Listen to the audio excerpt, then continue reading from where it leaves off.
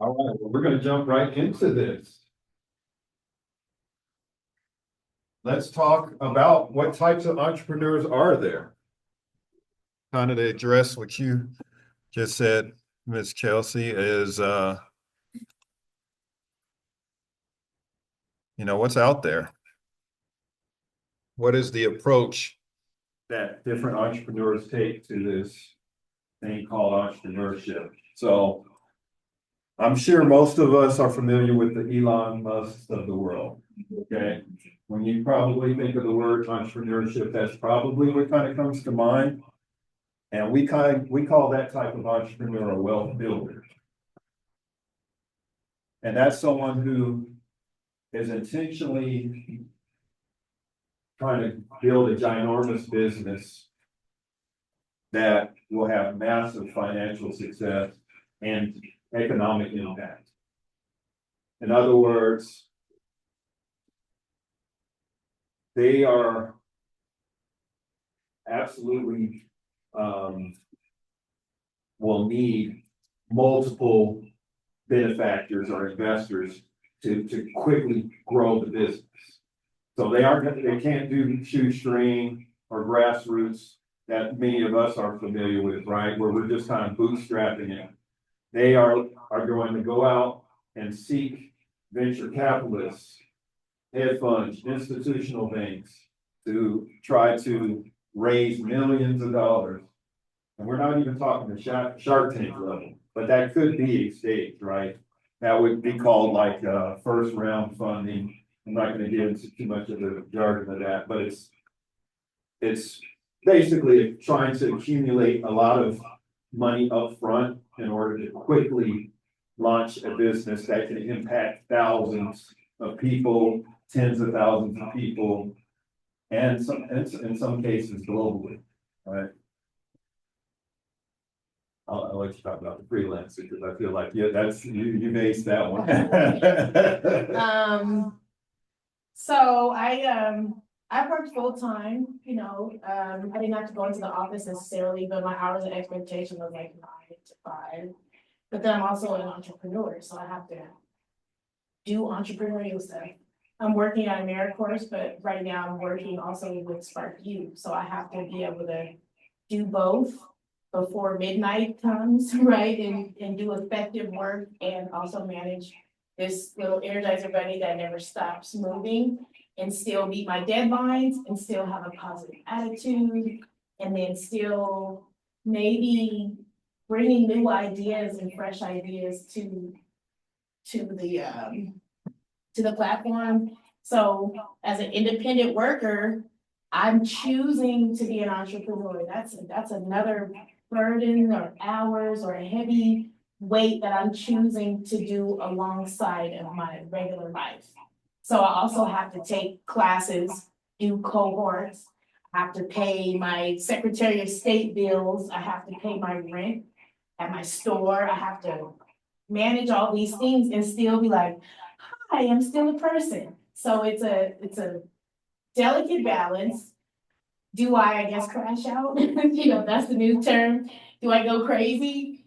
Yes, silently in my own little way, but choosing, a work-life balance, entrepreneurial work balance, entrepreneurial, free time, thrive balance. It's just kind of up to you how you want to gauge it, how rigorous you want to be. I have a meeting every week, or we only meet once a month, but still being involved with those things so you can network, tell people what you're doing, promote your product, and then still try to rise to the next level. It's crazy. It's crazy. You do have to have some kind of self-care thing. Run every morning. He runs 2 miles. That's to keep his head clear so he can be creative and make more ideas to keep everything going, right? So there's going to be one lifestyle discipline that you may need to keep you grounded. I drink a gallon of water a day. May not run, but you have to have like kind of that thing to keep you going. Yeah, that's a great point. I mean, just even for supporting your self-care, like right now, because I know I have that routine. I'm actually considering, becoming a spin instructor. Because I feel like part of what I do requires me to be fit. Like it requires me to take care of myself, or else, to your point, I won't really be at optimal performance. So why not get paid for something I already go to the gym to do, right? So it's that entrepreneurial take on looking at your own lifestyle. So in a lot of ways, I consider myself a lifestyle entrepreneur more so than but definitely not a wealth builder. But I also obviously align with social entrepreneur. But none of these are something you have to pigeonhole yourself to. You may start out as one and realize you have something, even a product that millions of people may want. You know, you may put it on Amazon, it may blow up unexpectedly, and before you know it, you can start a whole brand off that and become this wealth builder. That may not have been your original intent, but there's many ways to do it, and we just wanted to identify like how entrepreneurs approach it. And so the lifestyle entrepreneur and the artist entrepreneur are very similar because of that, right? Because they're kind of passion driven. There's, you know, I've worked with so many creatives, and a lot of them aren't even thinking about the money. They aren't even thinking about the business side, which is why I come into play, right? Because I have this business background and I'm just trying to help them craft what they do in a way that can support them making a living doing it. Because it's true, there are a lot of starving artists, right? I mean, of course, we are entertained by folks that say they're making it, but that may not necessarily always be true. And so it's great to have that passion to do it, but you have to have the business acumen and understanding and the management skills and the delegation skills and the operational skills to really let the passion make a living off of it.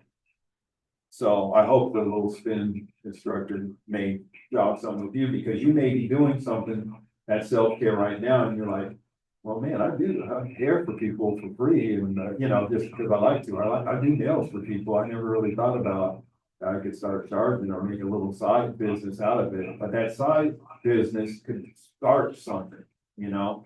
It could start the discipline of being an entrepreneur, because there is a lot of discipline to it. And you know, I'm at a different level of it now, because I am a proud night owl. But what I found, there's a lot of value, and my wife is not. But I started challenging myself to rethink that approach of trying to work late at night or when everybody's asleep. What if I got up early? What if I did this different? So now I'm trying to challenge myself to join the 5 a.m. club. I'm not part of it yet, but I'm part of the 6 a.m. club now. And what I have found is that I'm unbelievably productive. I mean, for those first 2 hours before my kids wake up, you know, before everybody's up, I've gotten my fitness time in, I've gotten my meditation time in, I've gotten some great ideas and strategies going, and no one's up yet, and the day just started. So these are the kind of adjustments you have to make. But I think time management is key, discipline, self-discipline is key. Because no one's, and self-care is key, because no one's forcing you to do it, right? Like that's, I think, the luxury, or maybe why people default to a W-2 job, to a payroll job, because you're on the hook. You're being held accountable for this 8 to 5, 9 to 5, or whatever shift job that you know you got to show up for. But even that's changed since COVID, because there are a lot of times you might get this nice optional hybrid job, but we'll get into that later. I'm sorry, I'm kind of jumping. Social entrepreneurship, or they call them green entrepreneurs sometimes, especially if they focus more on the environmental side. is what we're gonna focus on tonight, but we wanted you to kind of see the universe of what we consider entrepreneurship.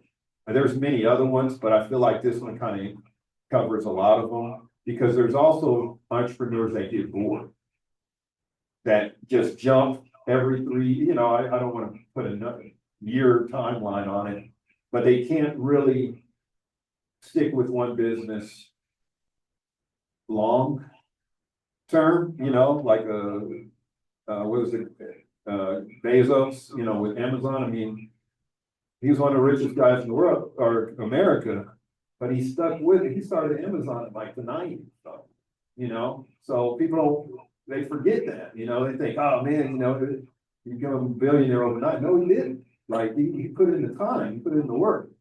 But so entrepreneurs are like that. They love starting stuff and getting it going, and then once it's kind of stable, they're like, okay, I'm bored now, I need to go. And they may sell the business or Yeah. just stop or just close the business altogether. That's right. So that may happen too in your journey. And don't, none of these are our judgment, even the wannabe one is not a judgment one. It's just that there are some people that really, truly in their heart would like to do it, but fear keeps them from doing it. I don't know. What else do you think prevents people from actually? Fear being Right. accepted by other people, because like when we're doing things, you like to tell people about it, 'cause you're excited, and then sometimes for like, or don't waste your time, or you can't make any money off of that, right? But that's in everything, and then you just kind of do it anyway. Or if you can find a business cohort, and this is what we talk about, and everybody's like, yeah, do it, yeah, I want to buy one, I want to get one. That's gonna be a different conversation than with my aunt and my uncle, or with my tax guy. I'm like, hey, you want to invest in my business? And he's like, oh, But if I have this group and I say, oh, I made new soap, I discovered this new oil. And so I know this is my group, this is my room, this is where I can really let my ideas shine without being like treated like it's not really as important as I feel. I bring the value to the thing, not the buyer, the customer, not my mom, not my best friend, right? It's how I keep bringing it up, make it more beautiful, make it exciting, and then that's the life. That's the life of the business.